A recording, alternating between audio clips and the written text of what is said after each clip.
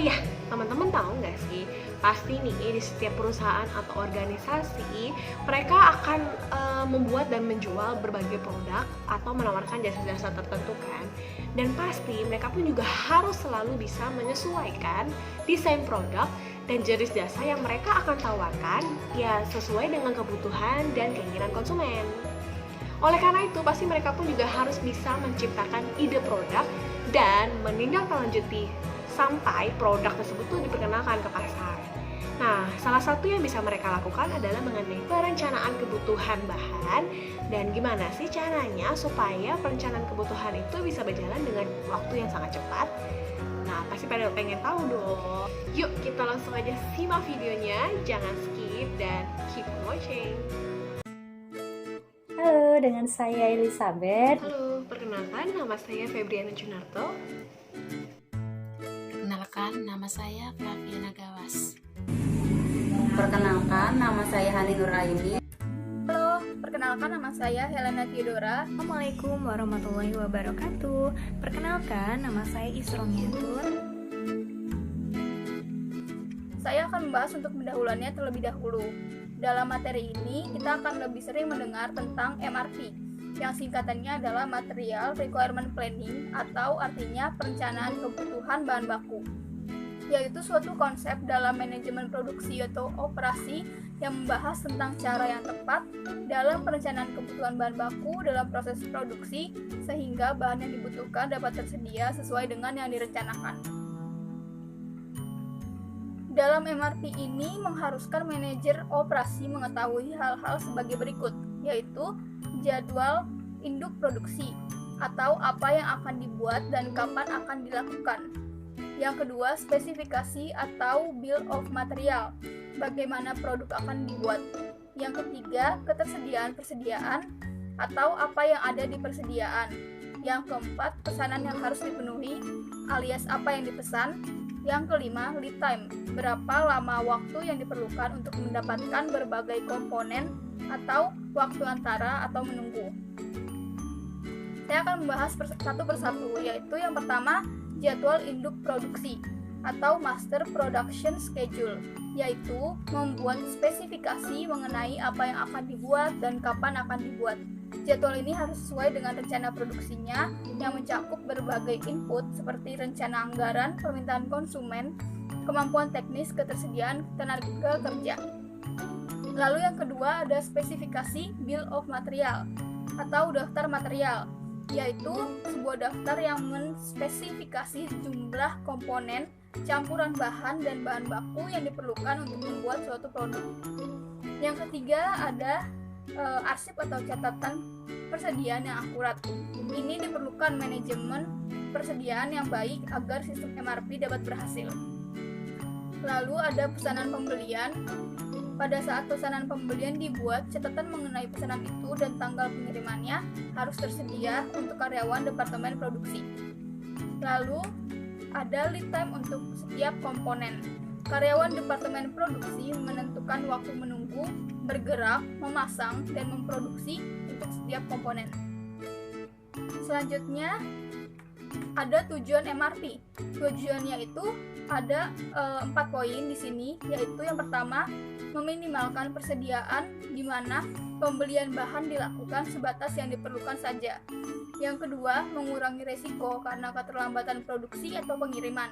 Yang ketiga, komitmen yang realistis, di mana jadwal produksi diharapkan dapat dipenuhi sesuai rencana, sehingga komitmen terhadap pengiriman barang dapat dilakukan secara lebih realistis.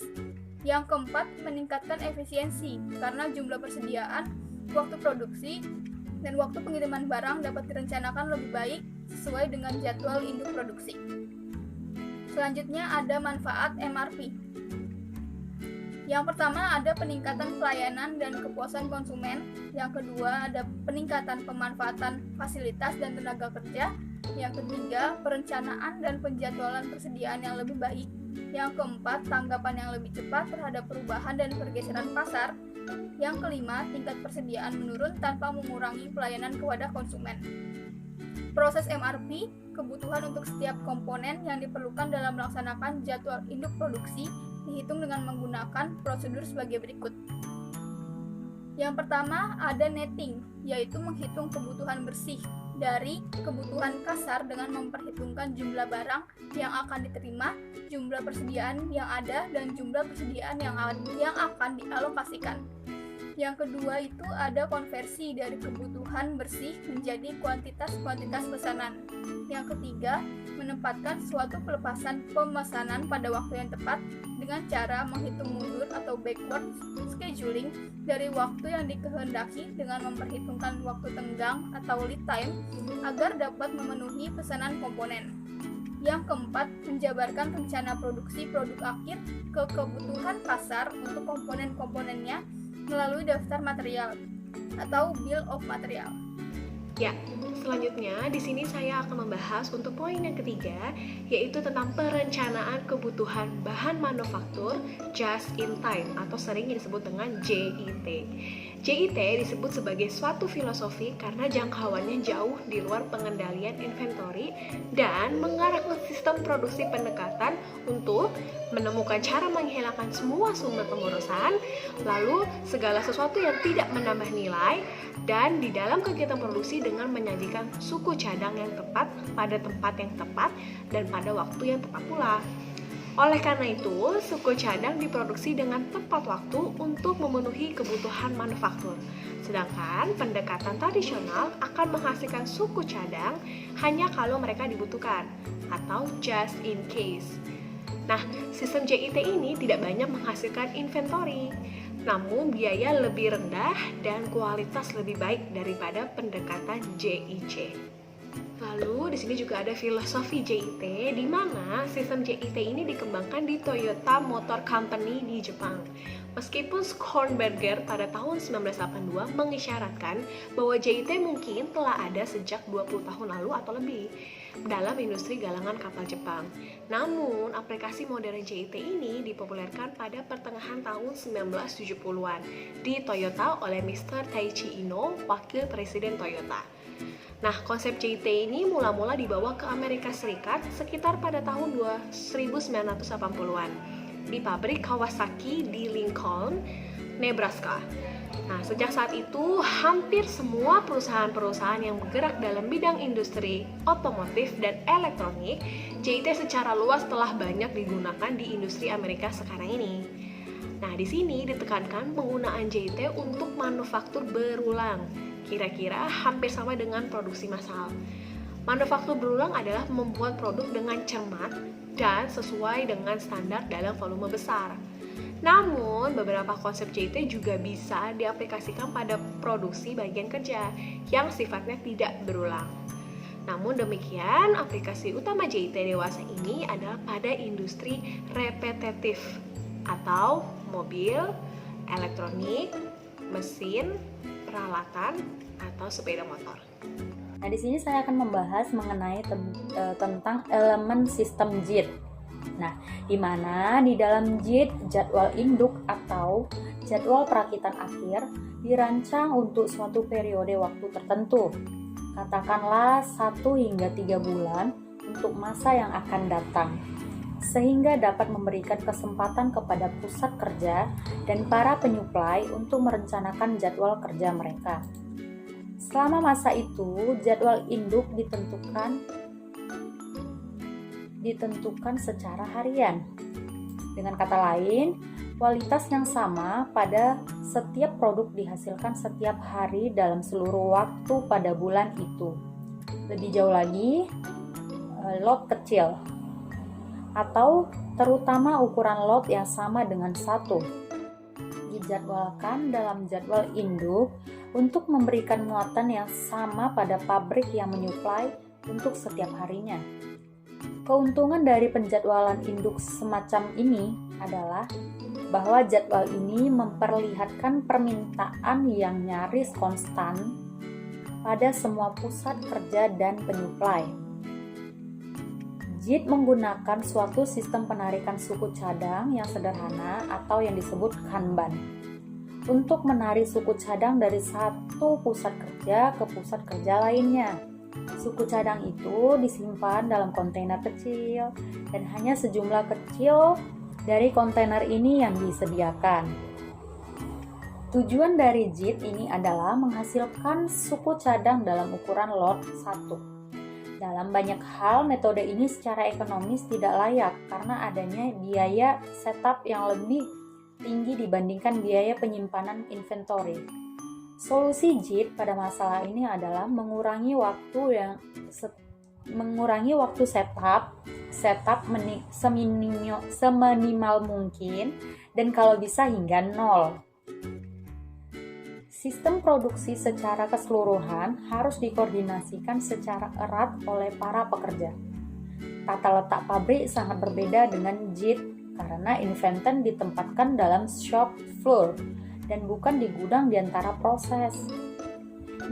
Inventory ditempatkan di ruang terbuka, sehingga siap untuk masuk ke proses berikutnya. Karena inventory biasanya tidak banyak, hanya beberapa jam atau hari. Suplai pabrik bisa dalam ukuran yang lebih kecil karena berkurangnya ruang penyimpanan yang dibutuhkan. Suatu perbandingan memperlihatkan hanya sepertiga ruang pabrik yang dibutuhkan jika dibanding dengan pabrik konvensional. Kualitas jelas sangat penting dalam sistem JIT. Cacat tidak hanya mengakibatkan pemborosan, tetapi juga bisa membuat proses produksi berhenti. Karena tidak ada inventory yang akan menutupi kesalahan, maka kualitas yang sempurna dibutuhkan oleh sistem JIT. Namun demikian, JIT bisa menyediakan kualitas yang sangat baik karena cacat akan segera ditemukan dalam proses selanjutnya. Masalah kualitas dengan cepat memperoleh perhatian pada seluruh pabrik karena lini produksi akan berhenti bila masalah tersebut terjadi. Sistem JIT dirancang untuk menyikapkan kesalahan dan memperbaikinya, bukan menutupi dari inventorinya. Akhirnya, hubungan dengan penyuplai berubah sama sekali dalam sistem JIT. Para penyuplai diminta untuk melakukan pengiriman yang teratur atau sekitar 4 kali setiap harinya, langsung ke lini produksi. Para penyuplai menerima kontainer Kanban seperti halnya yang terjadi di dalam pusat kerja pabrik, karena para penyuplai dipandang sebagai suatu perluasan pabrik. Seringkali perlakuan perubahan dalam prosedur pengiriman dan hubungan yang erat dengan penyuplai untuk mengintegrasikan para penyuplai secara efektif dengan prosedur JTT. Para penyuplai juga dituntut untuk mengirim kualitas barang yang sempurna. Dibutuhkan suatu perubahan yang drastis sedemikian rupa sehingga kita terbiasa untuk menganggap penyuplai sebagai mitra usaha, bukan sebagai musuh. Seperti dapat dilihat, JIT praktis mempengaruhi setiap aspek operasi pabrik. Pengukuran lot, penjadwalan, kualitas, dan tata letak penyuplai, hubungan dengan tenaga kerja, dan sebagainya. Sementara pengaruhnya menjalar ke berbagai pelosok tempat, begitu juga dengan manfaat potensialnya. Penyimpanan berputar 50-100 kali setiap tahun. Kualitas unggul dan penghematan biaya besar atau berkurang dari 15 hingga 25% telah dilaporkan. Akan tetapi, tujuan JIT adalah meningkatkan laba atas investasi atau ROI. Baik, di sini saya akan menjelaskan manajemen requirement planning. Lebih disingkatnya MRP. Rencana kebutuhan bahan bukanlah hal yang statis, karena sistem MRP semakin terintegrasi dengan teknik just in time atau JIT. Yang pertama, dinamika MRP. Daftar kebutuhan bahan dan rencana. Kebutuhan bahan berubah dengan terjadinya perubahan desain, jadwal, dan proses produksi. Apalagi perubahan terjadi pada kebutuhan bahan ketika jadwal produksi induk dimodifikasi. Karena perubahan yang terjadi dalam data MRP, proses menghitung ulang kebutuhan MRP sekitar seminggu sekali merupakan hal yang biasa. Meski demikian, banyak perusahaan tidak ingin bereaksi terhadap penjadwalan atau perubahan jumlah yang kecil, sekalipun mereka menyadarinya. Perubahan yang sering ini menghasilkan kegelisahan sistem. Jika diterapkan, dapat menciptakan malapetaka pada departemen pembelian dan produksi. Terdapat dua alat bantu yang sangat menolong ketika perusahaan mengurangi kegelisahan sistem MRP. Alat bantu pertama adalah bagar waktu. Memungkinkan sebuah segmen jadwal induk dirancang sebagai tidak untuk dijadwal ulang. Segmen jadwal ini tidak akan diubah selama terjadi regenerasi jadwal secara berkala. Alat bantu yang kedua adalah panging. Panging berarti menelusuri bom ke atas. Perencana produksi dapat menentukan penyebab munculnya kebutuhan dan membuat keputusan mengenai keharusan pengubahan jadwal. Yang kedua, MRP dan JIT. MRP tidak merinci penjadwalan tetapi merencanakannya. MRP memberitahu bahwa suatu pekerjaan perlu diselesaikan pada minggu atau hari tertentu. Contoh, waktu tunggu untuk menghasilkan 50 unit bisa sangat berbeda dengan waktu tunggu untuk menghasilkan 5 unit. Pembatasan ini mempersulit perpaduan antara JIT dan MRP. Dalam banyak hal, bagaimanapun juga, sebuah sistem MRP yang digabungkan dengan JIT memberikan yang terbaik keduanya.